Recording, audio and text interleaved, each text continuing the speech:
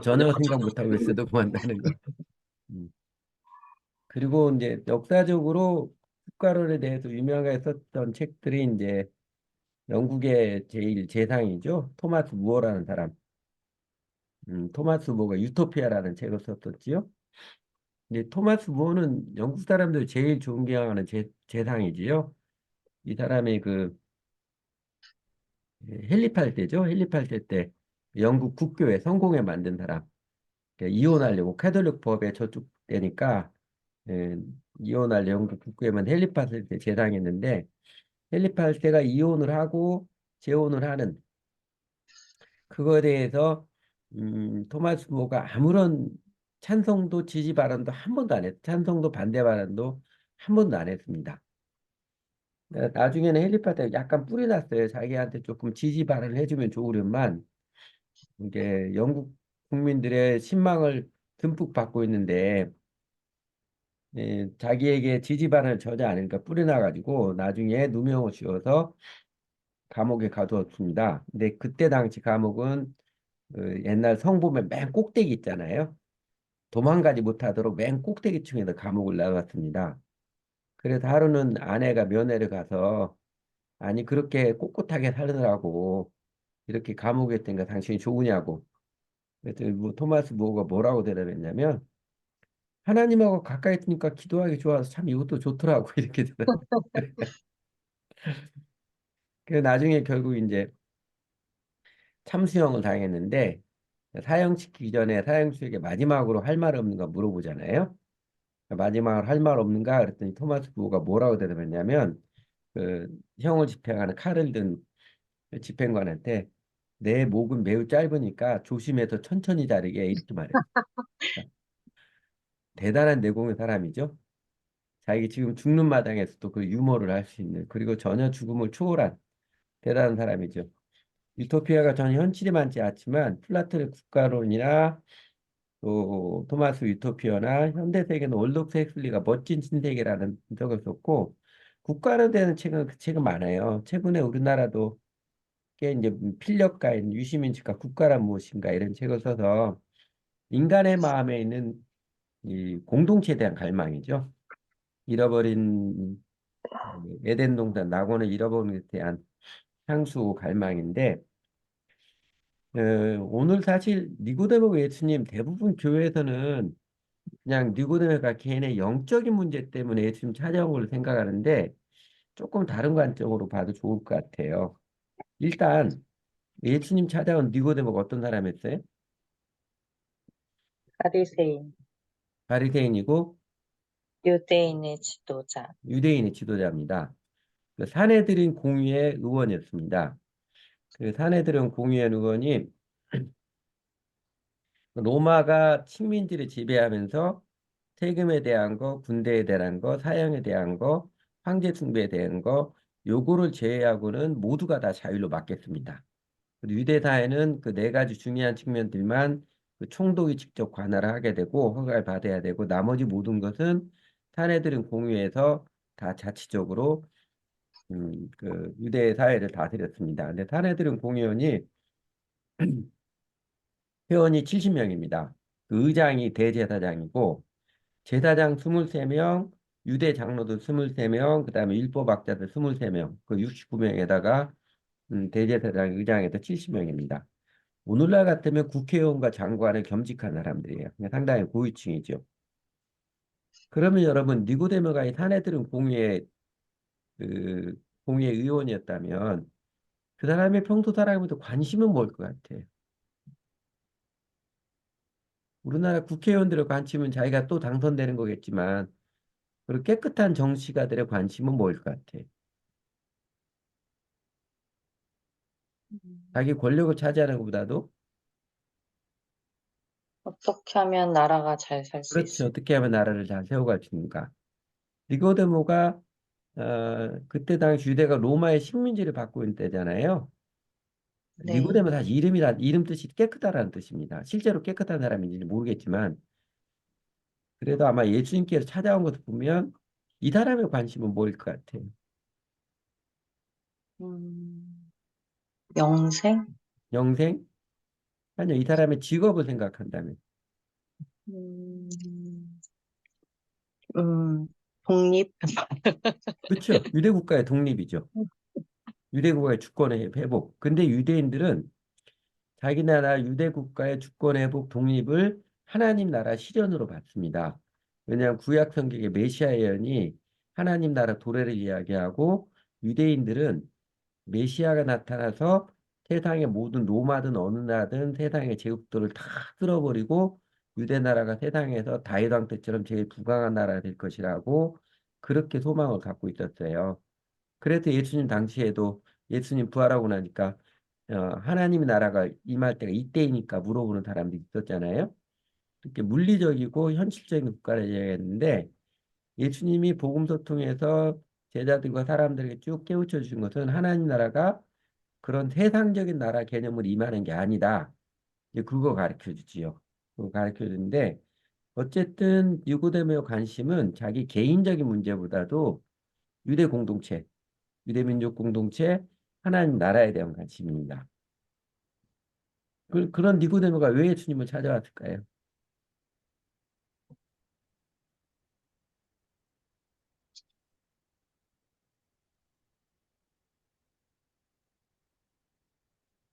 성경에 명확히 영. 나왔지 않아서 100% 이거다 단정적으로 말할 수 없는데 이때가 요한복음 3장이니까 예수님의 사역 초기잖아요.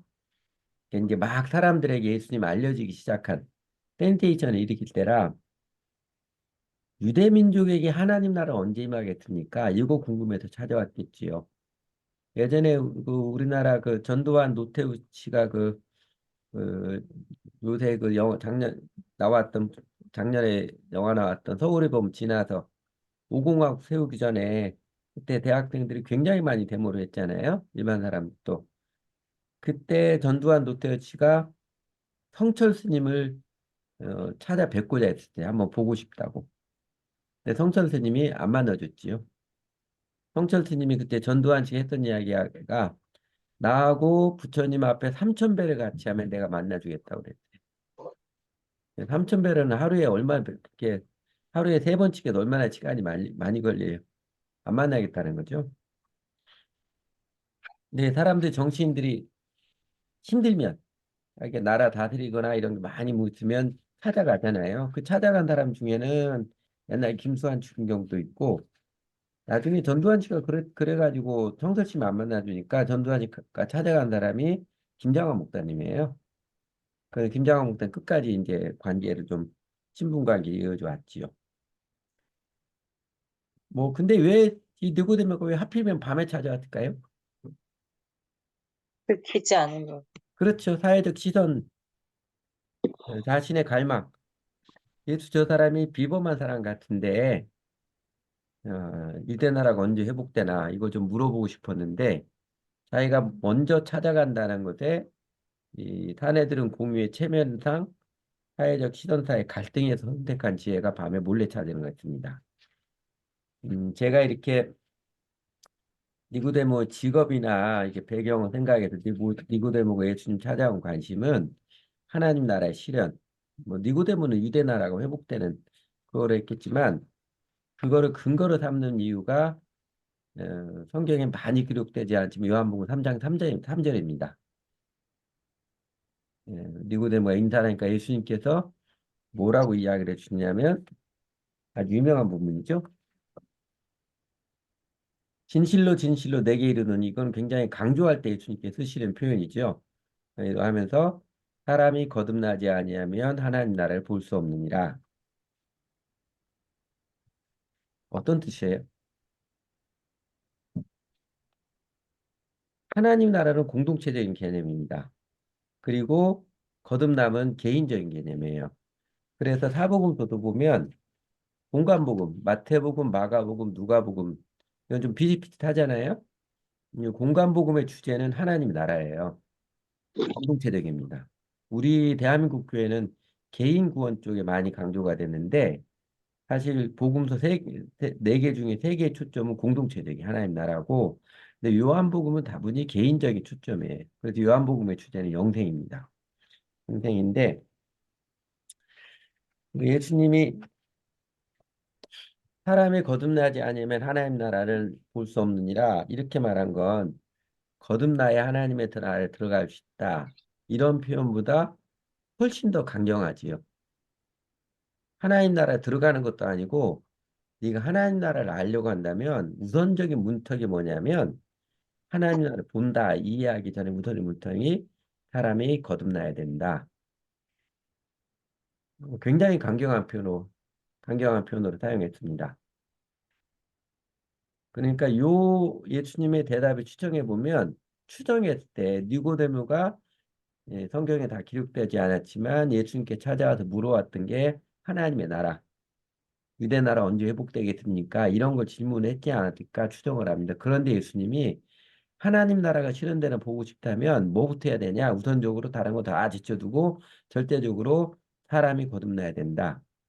이렇게 초점을 공동체 하나님 나라에서 우선적인 하나님 나라의 전제적인 조건이 개인의 거듭남으로 바꾼 것입니다. 그래서 영어 같으면 언레트니까 이제 절대 부정이잖아요. 절대 조건문이잖아요. 절대 조건문. 여러분 하나님 나라가 뭐예요?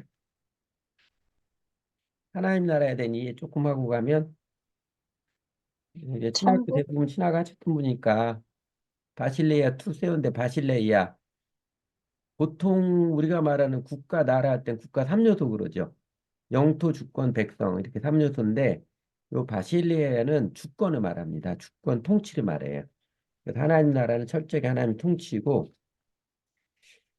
하나님 나라에 대해서 예수님 사실 굉장히 말씀을 많이 해주셨습니다. 마태복음 13장 전체는 하나님 나라에 대한 예수님적 비유인데 그중에 특별히 하나님 나라에서 기억해야 될 두 가지 말씀이 하나가 요한복음 18장 36절이에요. 예수님께서 십자가에 달리시기 전에 빌라도 총독 앞에서 신문 받을 때 예수님이 그 빌라도에 대답해 주신 것입니다. 예수께서 대답하시되 내 나라는 이 세상에 속한 것이 아니니라. 만일 내 나라가 이 세상에 속한 것이었더라면 내 종들이 싸워서 나를 유대인들에게 넘겨주지 않게 하였으리라. 이제 내 나라는 여기에 속한 것이 아니니라. 하나님의 나라, 예수님의 나라, 세상 나라가 다르다는 건데 요 예수님의 대답에 보면 하나님 나라가 뭐가 달라요?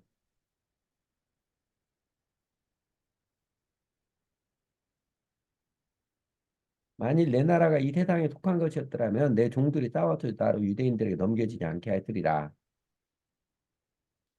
세상은 철저하게 힘에 의해서 다스려진 나라죠. 정치는 철저하게 힘의 논리입니다. 그거를 중국의 마오쩌둥은 뭐라고 표현하면 권력은 총구에서 나온다 그렇게 표현을 했어요. 세상은 이게 선하든 악하든 힘 있는 자가 지배하는 힘의 논리가 지배합니다. 그런데 예수님께서 실현하시고 세우신 하나님 나라는 그 힘에 의해서 다스리는 나라가 아니라는 것이지요. 그러면 하나님의 나라는 뭐에 의해서 통치하는 나라냐? 그거를 한 말씀으로 가르쳐 준 게 사도 바울이 로마서 14장 17절에 대해준 것입니다. 하나님의 나라는 먹는 것과 마시는 것이 아니요.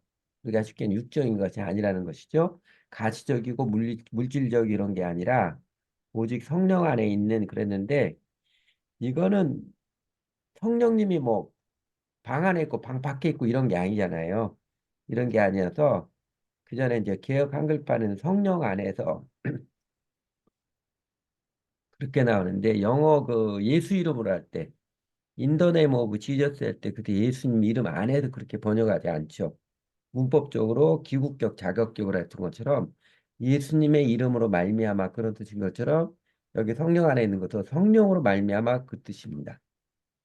성령으로 말미암아 이루어지는 통치인데 그 통치의 특징이 정의하고 평강, 피스, 관계에서 평화하고 그리고 희락, 개인의 내면의 평화입니다. 그러니까 세상은 결국 힘에서 다스려지만 하나님 나라는 하나님의 정의와 평화에서 다스려지는 그게 하나님 나라의 특징입니다. 그런데 이제 하나님 나라는 요거는 다른 거는 이제 나중에 지난번에 아마 백석 친절분들은 복음이란 무엇인가 할 때 조금 해서 기억하실 거예요. 다른 것들은 넘어가고 이거는 나중에 기회 다 들어가고 예수님이 이 니고데모가 대회에서 니고데모가 유대 나라 하나님 나라가 실현에 대해 관심을 갖고 찾아왔는데 예수님이 하나님 나라에 대하려면 전제적으로 제일 먼저 절대적인 문턱처럼 존재하는 게 개인이 거듭나야 된다. 그 이야기입니다. 그래서 거듭남으로 화제를 바꾸지요. 그러니까 개개인의 거듭남이 하나님 나라의 절대 필수 조건입니다. 그러니까 니고데모가 어떻게 반응을 해요? 그게 4절이죠. 성경 옆에서 성급해주면 사람이 거듭나지 않은 하나님 나라를 볼 수 없느니라. 그래서 니고데모가 처음 들어보는 일이거든요. 우리 이제 거듭남 익숙한 교회 다니 익숙한데 영어로 born again 다시 태어나야 된다 이 이야기거든요. 그러니까 니고데모가 사람이 어떻게 다시 태어날 수 있겠습니까? 늙어서 죽어서 다시 태어난다는 말입니까? 엄마 모태에 또 다시 들어갔다 다시 나온다는 이야기입니까? 전혀 뭐 엉뚱한 이야기를 한 것 같아서 모르니까 물어본 거죠. 그러니까 예수님이 뭐라고 그래요? 거듭난다라는 것을 뭐라고 설명해야죠? 5절 6절에서는요. 교재 이제 8번인데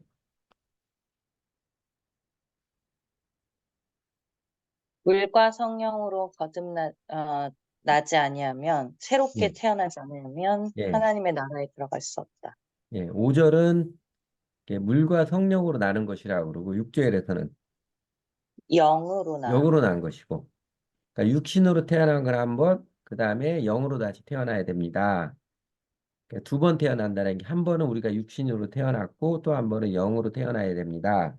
그 이야기인데 가끔 어떤 목사님들이 거듭난다 그거를 5절에서 물로 한번 거듭나고 성령으로 거듭나야 된다 이렇게 하시는 목사님인데 이거는 정말 성경의 해석이 오류입니다. 문맥을 무시한 6절의 맥락에서는 물과 성령 따로따로 게 아니고 그래서 물로 거듭나는 거 물로 침례받는 거 세례받는 거죠. 성령 침례 생명 세례 받아야 된다. 이거는 사실 신학 배경이 전혀 없는 사람들이 하는 이야기입니다. 그냥 성령으로 영으로 다시 태어나는 것이 거듭나는 것입니다.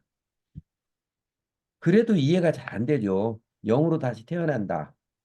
그러니까 예수님이 더 설명을 해주시죠. 7절에서 내가 내게 거듭나게 했다는 말을 놀랍게 여기지 말라. 그러면 한 가지 비유를 들어 설명을 해주시죠. 무엇의 비유를 들어서 거듭남을 설명을 해줘요? 그게 이제 8절, 8절이죠.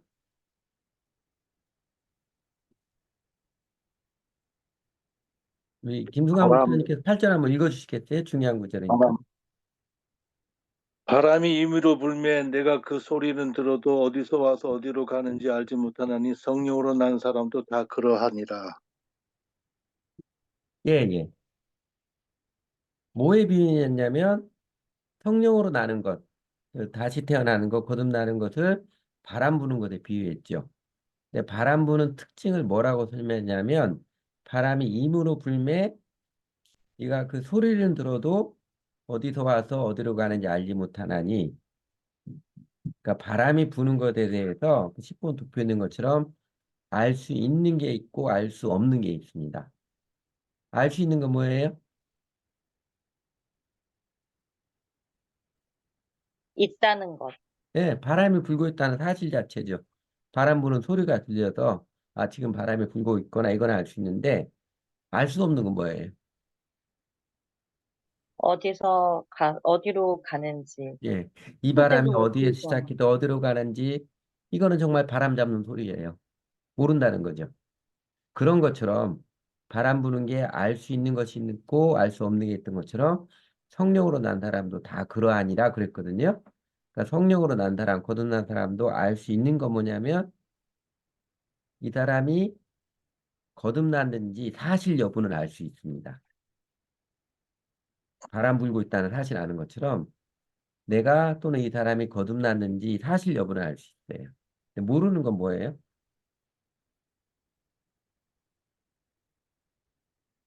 언제 거듭났는지. 그렇죠. 거듭남의 과정.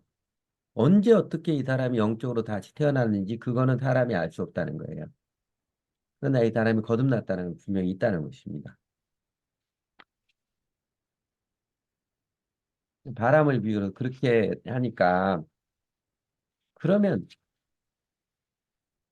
거듭났다는 것을 알 수 있다고 한다면 여러분 자신은 거듭났어요? 거듭나지 않았다고 생각해요? 아니면 나는 내가 거듭났는지 거듭났는지 잘 모르겠습니다. 예.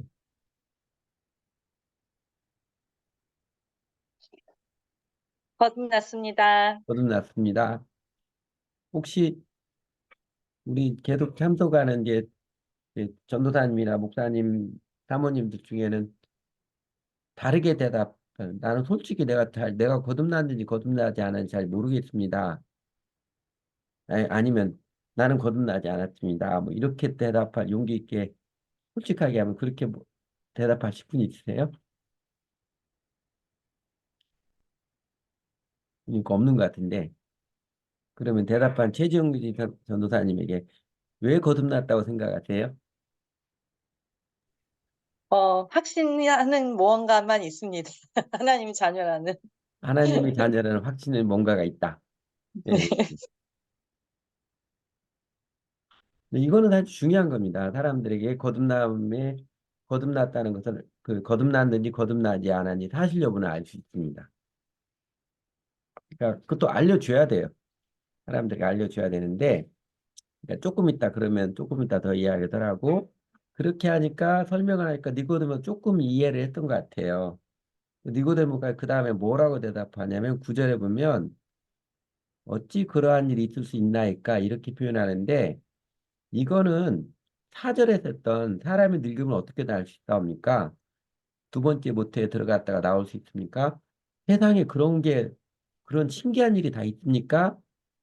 그렇게 물어보는 게 아니고요. 9절에서는 아마 다르게 의역을 하면 그러면 사람이 어떻게 하면 거듭날 수 있습니까? 이 질문입니다. 아, 거듭남이 도대체 뭐예요? 이건 4절 질문이고 비슷한 표현이지만 9절은 그러면 사람이 어떻게 해야 거듭날 수 있습니까? 그 질문이에요. 그래서 10절부터 쭉 예수님께서 그러면 사람이 어떻게 해야 거듭날 수 있습니까? 사람은 어떻게 거듭날 수 있습니까? 그 질문에 대답을 쭉 해주십니다. 그리고 이제 결론적으로 얘기하면 그 질문에 대한 결론적인 대답이 교회에서 제일 많이 알려진 요한복음 3장 16절이에요. 그거는 이제 자세히 하나씩 보면 교재 13번이죠. 그래서 니고데모가 그러면 사람이 어떻게 하면 거듭날 수 있습니까? 물어보니까 예수님이 갑자기 10절에서 뭐라고 그래요? 너는 이스라엘 선생으로서 이런 것도 아직도 알지 못했냐? 갑자기 책망성이죠? 여러분, 우리 목사님, 전도사님들, 성경에서 제일 긴 장이 어느 장인지 아세요? 성경 한 장의 내용이 제일 긴 거. 모르시나요?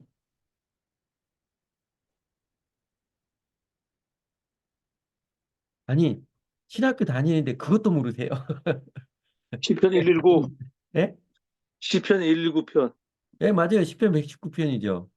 그러면 성경에서 제일 짧은 장, 시편 119편 성경에서 제일 긴 장이라고 거의 대부분 많이 알고 있습니다. 근데 제일 짧은 장은 어디에 해요? 시편 150편인가요? 아닙니다. 어쨌든 시편이요. 네, 시편에 있습니다. 아니, 신학교 다니면서 그렇게 많이 공부해서 아직 그것도 모르세요? 그럼 조금 안 좀 외워도 기분은 나쁘지요? 네, 정신이 바짝 들지요?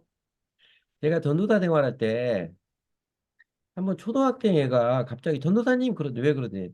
성경에서 제일 긴 장이 뭐예요? 그 7편 119편이다. 그러니까 그러면 성경에서 제일 짧은 장이 어디예요? 그죠? 글쎄 다 잘 모르겠으니까 얘가 그러더니 에이 전도사님이 그것도 모르시냐고 막 놀리더라고요. 사무실에 가서 금방 찾아봤습니다. 10편 117편입니다. 147인가? 그러니까 이 꼬맹이가 초등학생 보고 에이 전도사님 그것도 모르니까 내가 정신이 바짝 드는 거예요. 예수님도 니고데모에게 너는 이스라엘 선생인데 아직 그것도 모르느냐 이랬을 때는 니고데모가 정신이 바짝 들겠지요. 그리고 11절, 12절은 지금부터 하는 내 말 잘 들어라. 이 강조죠. 정신을 바짝 들고 한 다음에 진실로 진실로 내게 이르노니 우리는 아는 것을 말하고 본 것을 증언하노라. 그러나 너희가 우리의 증언을 받지 아니하는도다. 다르게 표현하면 내가 잘 설명하는데 너희가 안 들으니까 다 이해 못하더라. 그런 사람 많더라. 그러니까 너는 이번에 잘 들어라. 깨우쳐 주는 거죠. 그리고 11절에도 진실로 진실로 내가 또 강조하죠. 12절에서 내가 땅의 일을 말하여도 너희가 믿지 아니하거든 하물며 하늘의 일을 말하면 어떻게 믿겠느냐. 너 잘 듣고 잘 들을 수 있겠느냐. 그 강조를 하는 거죠. 그 강조를 하고 사람이 어떻게 거듭날 수 있으니까 거기에 대한 이제 직접적인 대답이 14절, 15절, 16절입니다. 14절은 저기죠. 어, 비유를 든 거죠. 14절은 비유를 든 것입니다. 모세가 광야에서 뱀을 잡은 같이 인자도 들려야 하니니 아까 이거 넘겨야 되는데 안 넘겼네. 거듭남의 과정하고 과정은 모른다는 거고 어떻게든 거듭남의 사실 여부는 알 수 있다고 그러는데 모세가 광야에서 뱀을 든 것. 이게 우리 목사님 전도사님들은 잘 알고 있겠지만 민수기 21장의 4절에서 9절까지 있는 내용인데 그 광야를 이스라엘 백성이 가다가 이스라엘 백성들이 많이 죽게 되죠. 불뱀이 나와가지고 물려가지고 다 죽게 됐거든요. 근데 왜 죽게 됐어요? 원망.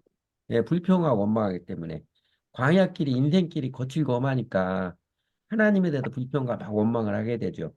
사실 하나님께서 은혜로 보살펴 주시는데 낮에는 구름 기둥, 밤에는 불 기둥, 아침에는 만나 먹이시고 또 되면 메추라기 줘서 먹이시고 그러는데 보살펴 주는데 그거 다 잊어버리고 길이 좀 힘들다고 불평과 원망하고 남 탓하는 그러니까 불뱀이 나와서 다 죽게 되었는데 그 다 죽게 되니까 살려달라고 또 했을 때 하나님이 그 솔루션으로 이렇게 구원으로 제시해 준 게 이스라엘 백성들 죽지 않고 사는 길이 뭐였어요? 높뱀. 예, 모세 중에서 장대 끝에다가 놋뱀을 매달아 가지고 장대를 높이 세우라고 그랬지요. 그리고 누구든지 그 놋뱀을 쳐다보는 사람은 닫는다고 그랬습니다. 여러분 앰뷸런스 보면 이렇게 그 앰뷸런스 상징하는 형상 있잖아요. 그 예. 십자가 아닙니다. 이 놋뱀 형상이에요. 예. 그래서 자세히 복음도 보면 복음. 이렇게 T자에다가 뱀이 이렇게 감고 있는 놋뱀 형상입니다. 요 민수기 21장 모세가 이제 불뱀에 물려 죽은 사람도 치유하는 그 형상 상징한 겁니다. 그리고 이게 지금 요르단에 가면 느보산 있죠? 느보산에 가면 저 형상 지금도 있습니다. 느보산에 가면 모세가 놋뱀을 다른 것을 형상화시켜 가지고 관광 그 관광 주용물로 세우는 거 있습니다. 세우는 거 있는데 음, 광야 이틀 백성도 죽지 않고 사는 길은 하나님께서 모세를 통해 내려주신 구원의 길 해결책이죠. 장대에 높이 달린 구리뱀을 쳐다보으로 나왔습니다. 김중호 목사님이 예수칼렙에서 쓴 그런 글인데 아주 재미있는 통찰을 했지요.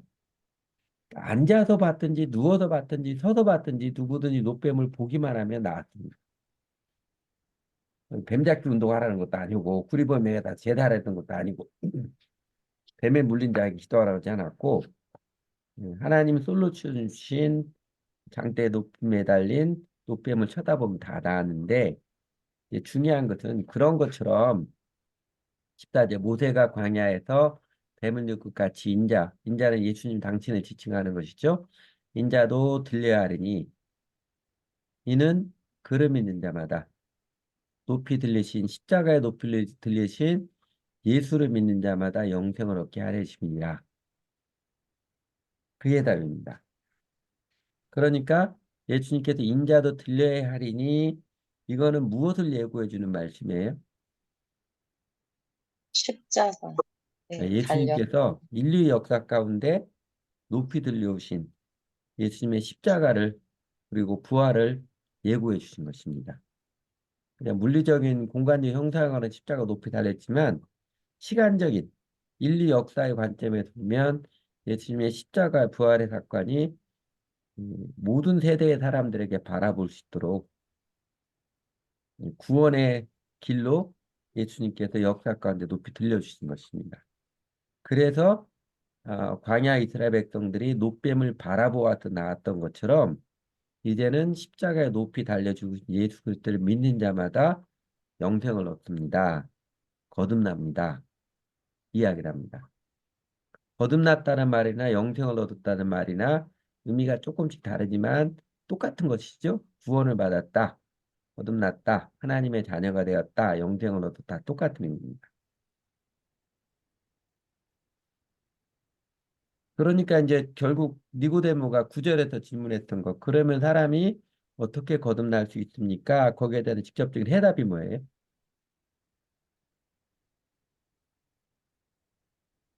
그래서 결론적으로 나온 게 요한복음 3장 16절이에요. 하나님이 세상을 이처럼 사랑하다 독생자를 주셨으니 독생자 예수를 이 땅에 보내주셔서 인류 역사 가운데 누구나 다 바라볼 수 있도록 역사 가운데 높이 매달아 주셨으니 이는 저를 믿는 자마다 멸망하지 않고 죄 때문에 멸망하지 않고 영생을 얻게 하려 하심이라. 그래서 3장 16절 나온 겁니다. 그러면 사람이 어떻게 거듭날 수 있습니까? 믿음으로. 맞아요. 예수님을 믿음으로 이 땅에 내려 독생자이신 예수님을 믿음으로 거듭납니다. 그러니까 내가 거듭난 일이 거듭나는지 어떻게 알 수 있어요? 예수를 믿는 자는 거듭난 사람입니다. 아멘. 네. 근데 나 예수를 믿기 믿는데 언제 내가 영으로 다시 태어나는가? 뭐 갑자기 뭐 밤에 꿈을 꾼 것도 아니고 뭐 예배드려다 신비적인 체험을 하고 이런 거 다 하는데 내가 언제 거듭났다는 성령으로 거듭났다는 말이냐? 이런 거 모른다고 그랬지요? 바람이 임으로 불매 그 소리는 들어도 어디서 와서 어디로 가는지 알지 못한다는 것처럼 거듭남의 과정을 모릅니다. 그러나 예수를 믿는 사람은 거듭난 사람입니다. 그리고 예수를 믿음으로 사람은 거듭납니다. 그래서 중요한 게 예수를 믿는 거지요. 우리가 이제 지난주랑 그 전주랑 계속 이제 예수 믿는 거에 대한데 그러면 예수를 믿는 건 뭐예요? 오늘은 내가 진도를 너무 빨리 나갔네요. 한 시간도 안 돼서 다 끝날 것 같아요. 원래 이제 영적은. 그 지난번 과가 마태복음 10장이 좀 많이 길었고요. 요 부분은 이제 8과부터는 그렇게 긴 장 별로 없습니다. 한 시간까지 가는 거 별로 없어요. 그러면 이제 중요한 거 다시 그렇다면 예수를 믿는 믿음은 뭐예요? 예수를 주로 시인하는 것이죠. 응. 맞습니다. 예수님을 주로 입으로 마음으로 믿고 입으로 신하는 것입니다. 그거 가르쳐 주는 게 로마서 10장 9절 10절이죠. 이게 이제 문법적으로 중문이면서 본문인데 이중으로 이제 겹쳐졌는데 이걸 추려서 설명하면 이런 겁니다. 무엇을 어떻게 그려가는데 마음으로 믿고 입으로 시인하는데 무엇을 마음으로 믿고 입으로 시인해요? 내가 만일 예수로 주로 시인하며 주님으로 시인한 그다음에 또 하나님께서 그를 죽은 자 가운데 다시 살리신 것을 내 마음에 믿으면 하나님께서 그를 죽은 자 가운데 다시 살리신 예수님의 부활인데 예수님의 부활의 증거하는 제일 큰 메시지가 예수가 메시아다. 예수가 그리스도다. 그리스도 메시아는 똑같은 말이잖아요. 그 뜻은 예수가 절대적인 구원자이시고 절대적인 통치자이다. 그 뜻이거든요. 그러니까 예수를 믿는다는 것은 예수님이 메시아 그리스도이심을 내 인생에서도 예수님이 이제는 나의 주인이시고 나의 절대적인 통치자이시고 궁극적인 구원자이십니다. 이걸 마음으로 받아들이고 입으로 시인하면 의에 이른다, 구원에 이른다 똑같은 말입니다. 영생을 얻다, 거듭났다 똑같은 말입니다. 그러니까 예수를 믿는 실체는 아, 이제부터는 예수님이 나의 삶의 주인이십니다. 내 삶의 대빵입니다. 어느 사람 보니까 저기던데 예수님을 주인으로 설명해서 다른 말로 표현해서 예수님 나의 오야붕입니다 이러더라고요. 그게 예수 믿는 거예요. 그냥 이제 입술로만 시인하는 그게 아니라 마음 진정해서 그 다음에 이제 그 어떤 신념처럼 믿습니다는 그게 아니고요. 적극적 사고방식 나오지 믿습니다. 될 줄로 믿습니다. 그게 아니고 구원 얻는 믿음 제일 중요한 건 예수님과 관계입니다. 예수님 이제는 나의 주님, 나의 그리스도이십니다. 그 전까지는 내 인생에 누가 주인이에요? 내가. 네. 다 자기가 주인이죠. 내가 하나님이고, 내가 주인이고. 그렇게 살았었는데, 내가 주인 돼서 삶을 살다 보니까 이게 내 뜻대로 잘 안 되죠. 누구나 다 안 되는 것이. 그리고 삶이 곤고한.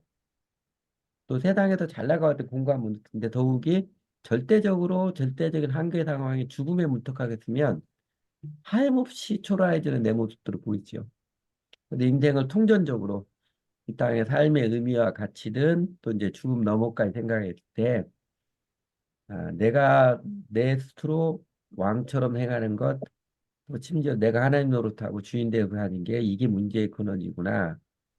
이거를 인정하고 돌이키는 게 회개고, 그래서 예수님 십자가에서 달려 죽으신 만큼 우리를 사랑하셨고 부활하신 만큼 권능의 예수님을 이제는 내가 예수님께 내 인생을 의탁하고 예수님의 꼬붕으로서 예수님의 제자로서 예수님 배움에 따르며 살겠습니다. 이 마음의 인격적인 결정이 예수를 믿는 것입니다. 그거를 우리가 지난 과에 때 마태복음 11장 28절에서 30절 때는 나는 마음이 온유하고 겸손하니 나의 멍에를 메고 내게 배우라. 그래야면 너희 마음이 쉼을 얻으리니 했던 것처럼 예수님의 멍에를 메는 예수님과 하나 되는 그 관계를 맺는 것이고 자연스럽게 이제는 예수님 따르며 예수님의 삶의 모습들을 배워가는 그게 이제 우리 신앙생활이죠. 그게 믿음입니다. 앞으로도 결국 이제 믿음의 실제들은 그 계속 반복해서 나올 거예요. 네, 앞으로도 구가, 십과 나무가들도 사람이 왜 예수를 믿어야 되는가? 인생의 이제 다른 측면들에 접근을 해서 생각해 보는데 결론은 항상 똑같이 나올 것입니다. 중요한 건 예수를 믿어야 되는 것입니다. 그냥 아무 생각 없이 교회 다니기만 하는 그런 것도 아니고 한번 뭐 영접기도 하는 거 따라 한다고 그것도 아니고요. 알아야지요. 예수님과 내가 이제 예수님을 나의 주님으로 관계를 맺고 주님께 내 인생 의탁하고 따라갑니다. 그 마음의 회심이 예수 믿는 것입니다. 그리고 이제 우리가 이제 대부분 신학교 목사님들이니까 그 복음을 정직히 전하는 거예요. 이 사람이 개인 인격적으로 정말 자신이 교회 다니면서 교회에 나오면서 교회 안 나오더라도 예수님을 알아가고 배워가면서 그렇게 예수님을 나의 주님으로 모셔야 되는 이유가 충분히 있구나. 그리고 그게 예수님이 그래도 길과 진리와 생명이라 했던 것처럼 내가 삶과 죽음을 넘어서 영생을 누리는 삶이 삶이고 정말로 의미 있는 삶이구나. 그거를 깨우쳐주고 알게 해서 자기가 정말 기쁘게 나는 이제 예수님 믿겠습니다. 예수님 나의 주님으로 모시고 주님 따르며 살겠습니다. 요 결정들이 있도록 우리가 사랑으로 붙들어주고 복음을 전하고 그래야 되는 거죠. 그렇게 정말로 예수님 믿는 것을 명확히 알고 한 사람 그렇게 믿으면요 너무너무 기쁩니다. 본인도 기뻐요. 본인도 엄청나게 기뻐요. 요새 제가 대학생들 만나고 있는 대학생 하나 요새 아주 저를 기쁘게 하는 그럽니다. 2달 됐는데 성경 공부하고 한 2달 됐는데 교회를 한 15년 정도 다녔거든요, 엄마 따라서. 근데 이 얘가 그러더라고요. 예수를 믿는 게 예수님과 주님으로 관계를 맺는 인격적인 결정한다는 걸 그렇게 자기가 명쾌할 수가 없더래요. 예수를 믿는 게 뭐하고 그냥 교회에서 하는 거 대충 따라서야 되는가 생각했는데 이렇게 예수님과 인격적으로 내가 예수님과 관계를 맺는 거니까 그게 명쾌하니까 너무 좋더래요. 그래서 아주 잘 배우고 있어요.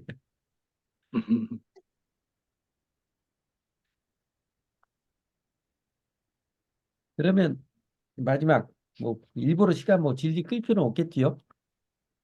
15번 이제 14번까지 다 했습니다. 예, 사람의 거듭남은 왜 중요합니까? 자, 이 말은 사람이 예수를 믿는 것 왜 중요합니까? 이것과 똑같은 질문이지요. 예수를 믿는 자가 거듭나니까. 음, 사람의 거듭남은 왜 중요합니까? 사람은 왜 예수를 믿어야 됩니까? 질문 똑같은 건데 그 17절에서 21절에서 쭉 설명해 준 것에 보면은 한번 쭉 읽어볼까요? 17절에서 21절. 하나님이 그 아들을 세상에 보내신 것은 세상을 심판하려 하심이 아니요 그로 말미암아 세상의 구원을 받게 하려 하심이라. 예수님이 이 땅에 내려온 것은 세상을 구원하여 계십니다.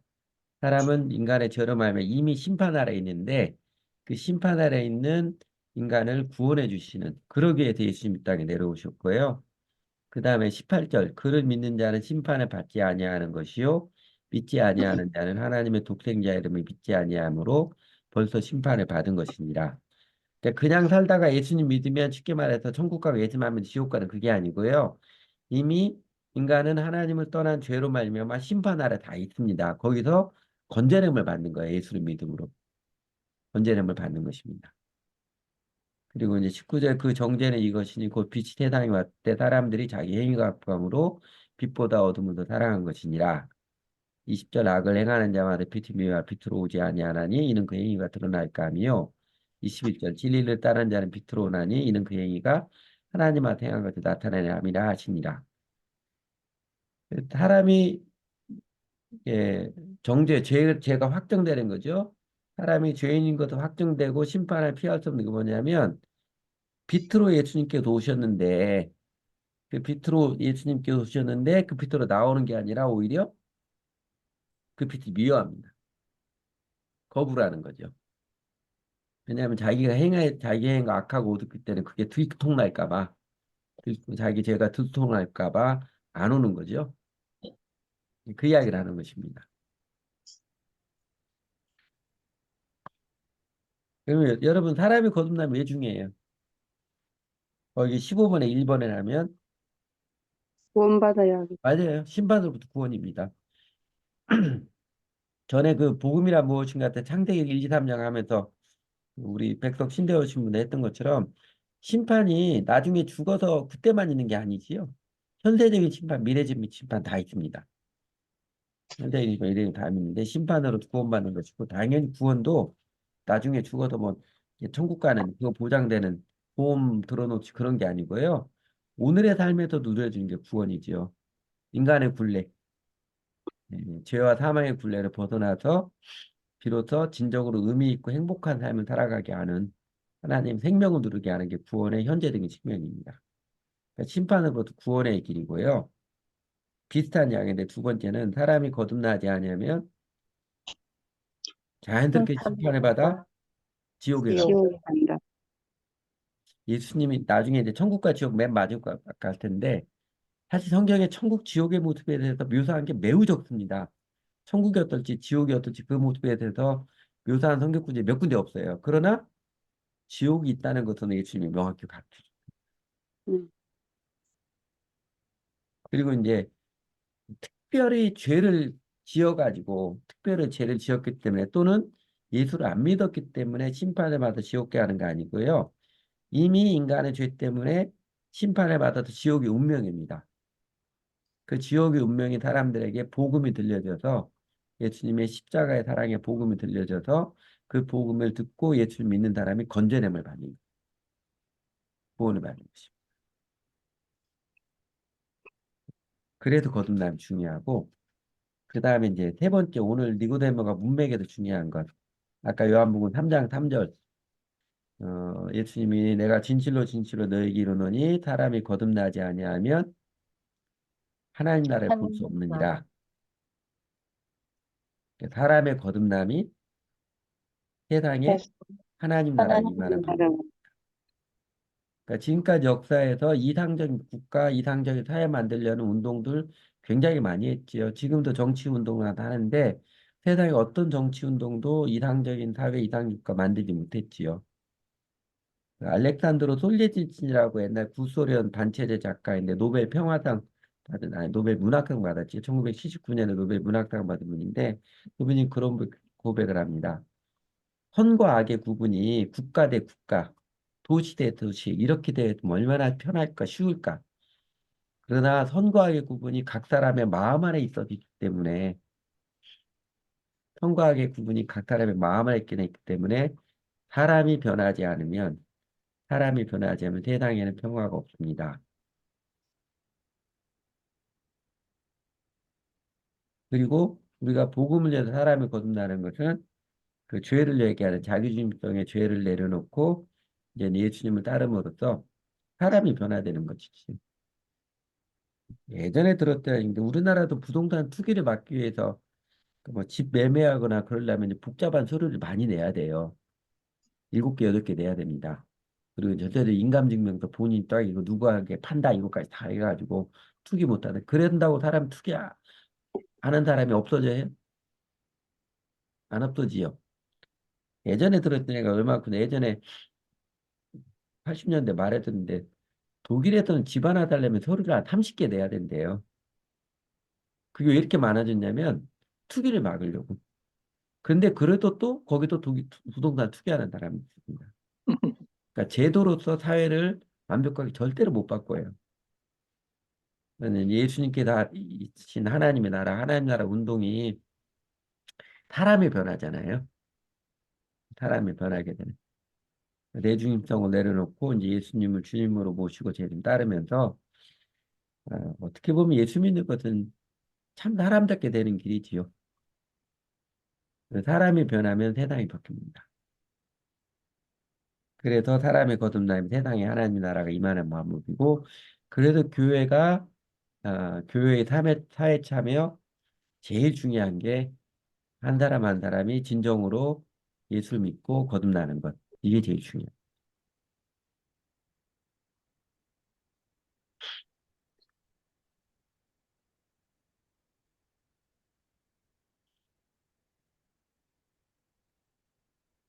오늘 한 것 중에 혹시 여러분 제가 오늘 나눈 요한복음 3장인 거는 양도 그렇게 많지 않았지만 다 했어요. 50분, 1시간 수업에 다 해버렸습니다. 네, 여러분 하고 싶은 이야기나 질문할 거 있으면 하시고요.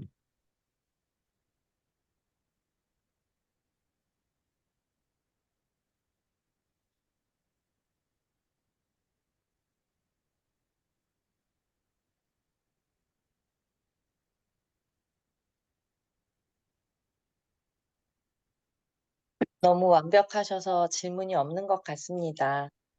그거는 조금 우아하시네요. 그건 아닌 것 같고요. 근데 그 다음 주 월요일에 3월 4일에 오프라인 모임 하면서 그때 오프라인부터 요 교재 진도는 안 나갈 겁니다.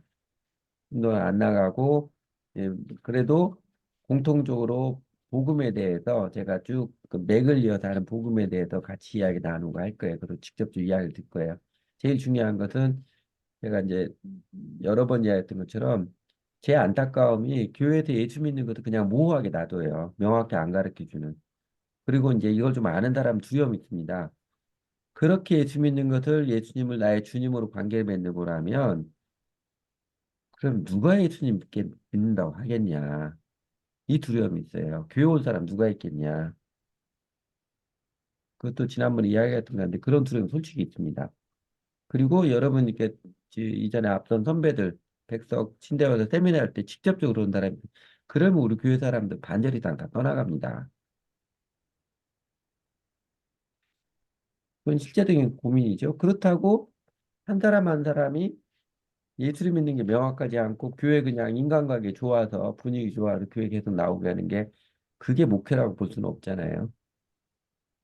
중요한 건 한 사람 한 사람 예수님 바르게 믿는 거예요. 진짜. 사실 제 교회가 그랬어요. 그게 명확했더니 교인들이 다 떠나서 지금 5분의 1로 줄어들었습니다. 4분의 5분의 1로 줄어들었어요. 그런데 제가 이렇게 또 담대하게 했던 것은 근데 그때 한 60명 정도 교인 됐을 때 내가 이렇게 믿음을 이렇게 명확하지 않고 어떻게든지 교회 잘 나오던 했을 때는 내가 너무너무 힘들었어요. 너무너무 힘들었고 그리고 오히려 이제 아, 내가 차라리 그렇게 양적으로 성장해서 열매를 거두거든. 내가 차라리 사업을 하지. 목회는 그게 아닌 것 같다. 예수님도 그렇게 사람들 끌어모으려고 막 난리치고 그러지 않았잖아요. 우리 사람 많이 하면 돌려보내고 그랬는데, 근데 하나님이 그 사이에 저 개인적으로 그 사이에 하나님이 나를 돌보시고 함께 하신다는 것을 소름 돋게 경험을 하게 하시더라고요. 그래서 제가 그래서 아주 깡다구가 세졌어요. 용감이 됐습니다. 이렇게 복음을 전하고 그러는데 매우 용감해졌어요. 하나님께서 그거 맞다. 지지해 주는 것도 받아들여. 그래 아무리 성경 봐도 그게 맞더라고요. 맞아요. 이제 그런 고민을 이야기해야죠. 같이 좀 더 이야기 좀 나누고 싶어서 오프라인 하면 훨씬 더 이야기 많이 나오니까. 그리고 그 뭐야 그 오늘 구전도사님이 안 들어오셨네. 최전도사님 오프라인 모임을 학교 근처 어디서 하면 좋을까요? 학교 안에 살 만한 데가 있는지 누가 한 좀 정해줬으면 좋겠어요. 일단은 그 왜 학교 그 뭐 거기 그레이스 홀인가 거기 뭐 열린 카페 하나 있죠. 일단 거기서 모여서 카페요? 어디로 가든지 예. 일단 10시 반에 카페 같은 데 가서 좀 거기 대화하고 예? 비전 센터 3층에 예, 예. 네, 카페 있어요, 예, 예, 목사님. 예. 예. 그 비전대다 사람들 카페에 일단 모였다가 거기 있든지 아니면 근처에 다른 조금 거기는 너무 오픈돼 있잖아요. 거기 네, 밀폐된 카페에 가서 교제를 하든지 그리고 교제하고 점심 먹고 그렇게 먼저 교제하고 점심 먹고 하게 해요. 네, 음. 일단은 비전대다 구세현 3층에 전도사님께 예? 네. 예. 구수연 전도사님께 단톡방에 말씀드리겠습니다. 올려놓지 뭐요. 예. 아, 네, 그래서 일단 비전대다 3층에서 10시 반 다음 주 월요일 10시 반에 하도록 하고 다음 주 월요일에 그 오프라인 모임하고 저녁 때 온라인으로 성격부 또 해도 지장 없지요? 네. 예, 예. 우리 김승환 목사님 좀 죄송한데 아, 괜찮습니다. 전화했잖아요. 진도에서 뭐, 진도에 계셔서 그래서 다음 주에는 오전에는 오프라인 모임하고 저녁 때 그 이제 국화 교환문 5장 보도록 하겠습니다. 앞으로 9, 10, 11, 12, 13과는 양이 그렇게 많지 않아요. 오늘처럼 이렇게 1시간 안에 다 마칠 수 있을 거예요. 네. 음, 그 외에 또 질문하시거나 하시고 싶은 이야기 있으면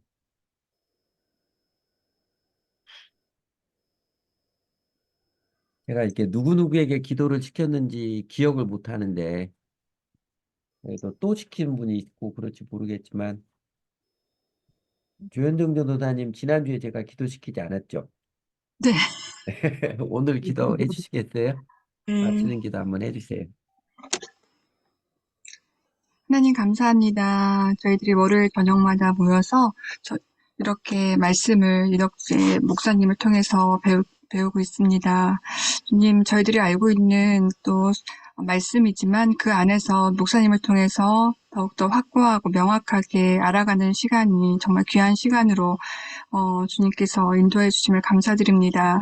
또 이렇게 준비하시는 그 모든 수고와 또 여러 가지 애씀을 주님께서 갚아주시고 또 하나님 앞에 나아가는 은혜, 기도의 제목도 주님께서 아시오니 주님께서 풍성한 은혜로 한량한 은혜로 함께하여 주시옵소서. 또 이렇게 함께하시는 우리 전도사님들 앞으로의 계획들을 주님께서 아시오니 그 길에도 이런 성경 공부를 통해서 더 주님을 알아가고 또 바르게 알아가는 시간으로 이끌어 주셔서 주님 나라를 위해서 하나님 나라를 위해서 저희들이 아름답게 또 귀하게 사용될 수 있도록 인도해 주시옵소서. 예수님의 이름으로 기도합니다. 아멘. 네, 아, 네. 예, 수고 고맙습니다. 많으셨습니다. 좋습니다. 감사합니다.